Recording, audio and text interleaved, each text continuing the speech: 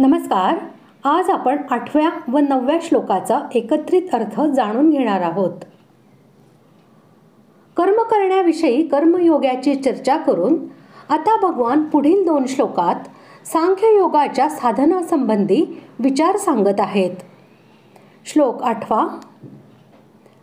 नैव किंचित करोमीति युक्तो मन्येत तत्त्ववित् पश्यै शृण्वन् स्पृशै जिघ्रन् नश्नन् गच्छन् स्वपैश्वसन् प्रलपन् विसृजन् गृह्णन् नुन्मिषन् निमिषन्नपि इंद्रियार्थेषु वर्तन्त इति धारयन्. दोन्ही श्लोकांचा अर्थ. सांख्ययोगी तत्ववेत्याने पाहत असता, ऐकत असता, स्पर्श करीत असता, वास घेत असता, भोजन करीत असता, चालत असता, झोपत असता, श्वासोच्छ्वास करीत असता, बोलत असता, टाकीत असता, घेत असता, तसेच डोळ्यांची उघडझाप करीत असतानाही सर्व इंद्रिये आपापल्या विषयात वावरत आहेत असे समजून निसंशय असे मानावे की मी काहीच करीत नाही. संपूर्ण दृश्य प्रपंच क्षणभंगूर आणि अनित्य असल्याने मृगमरीचिका किंवा स्वप्नसृष्टीप्रमाणे मायामय आहे. फक्त एक सच्चिदानंद घन ब्रह्मच सत्य होय. त्याच्यावरच हा सारा प्रपंच मायेमुळे अध्यारोपित आहे. अशा प्रकारे नित्यानित्य वस्तूचे तत्व जाणून जो पुरुष निरंतर निर्गुण निराकार सच्चिदानंद घन परब्रह्म परमात्म्यामध्ये अभिन्न भावनेने स्थित राहतो तोच तत्वविद व युक्त होय. सांख्ययोगाच्या साधकाने असेच असले पाहिजे हे समजाविण्यासाठी ही दोन्ही विशेषणे दिलेली आहेत. ज्याप्रमाणे स्वप्नातून जागा झालेला मनुष्य असे समजतो की स्वप्नकालामध्ये स्वप्नामधील शरीर, मन, प्राण आणि इंद्रिये यांच्याद्वारे ज्या क्रिया होत होत्या अशी प्रचिती मला येत होती, त्या क्रिया वस्तुतः होत नव्हत्या आणि माझा त्यांच्याशी काहीही संबंध नव्हता.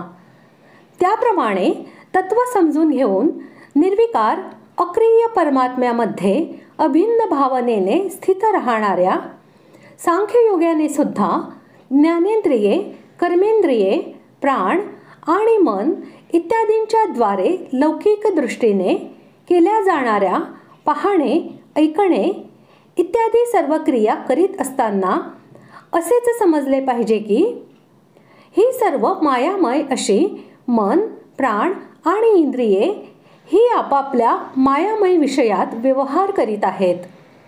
वास्तविक काहीही होत नाही आणि माझा त्यांच्याशी काहीही संबंध नाही. वर्ण, आश्रम, प्रकृती, प्रारब्ध, संग आणि अभ्यास यांच्यात फरक होत असल्याने सर्व सांख्ययोग्यांची कर्मे एकसारखी नसतात. येथे पश्यन, शृण्वन, स्पृशन, जिघ्रन आणि अश्नन या 5 पदांनी डोळे, कान, त्वचा, घ्राण आणि रसना या 5 ज्ञानेंद्रियांच्या सर्व क्रिया क्रमाने सांगितलेल्या आहेत. गच्छन, गृह्णन आणि प्रलपन यांनी पाय, हात आणि वाणीच्या व विसृजनने उपस्थ आणि गुदा यांच्या अशा प्रकारे 5ही कर्मेंद्रियांच्या क्रिया सांगितलेल्या आहेत.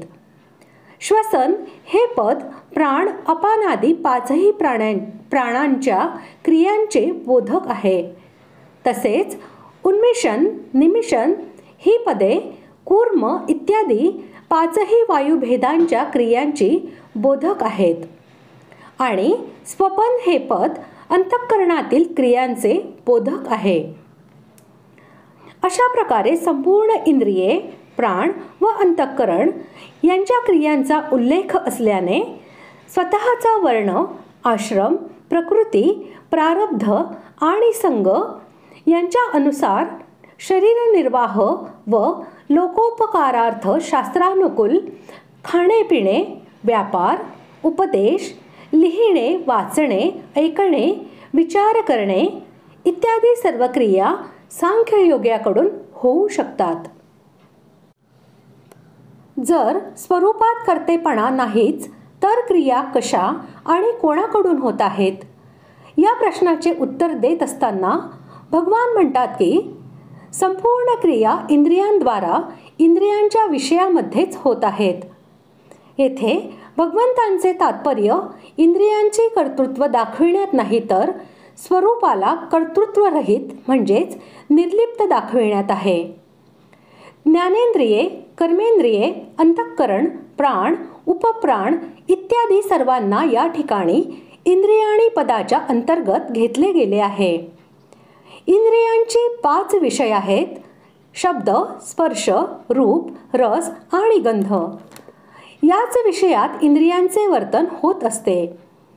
संपूर्ण इंद्रिय आणि इंद्रियांचे विषय प्रकृतीचे कार्य आहेत. म्हणून इंद्रियांद्वारा होणाऱ्या संपूर्ण क्रिया प्रकृतीतच होत आहेत.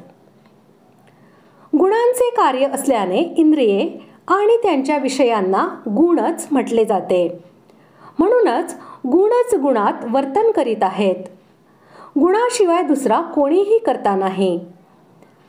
तात्पर्य संपूर्ण क्रिया मग त्या प्रकृतीकडून होणाऱ्या म्हणा अथवा प्रकृतीचे कार्य गुणांकडून होणाऱ्या म्हणा किंवा त्या इंद्रियांकडून होणाऱ्या म्हणा, सर्व गोष्टी वास्तविक एकच आहेत. कर्मामध्ये कर्तेपणाचा सर्वस्वी अभाव सांगण्यासाठी येथे एव या पदाचा उपयोग केलेला आहे.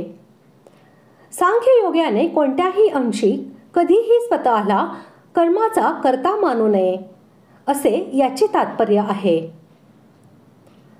अशा प्रकारे आज आपण 8व्या व 9व्या श्लोकाचा अर्थ जाणून घेतला. पुढील भागात आपण 10व्या श्लोकाचा अर्थ जाणून घेऊया. धन्यवाद.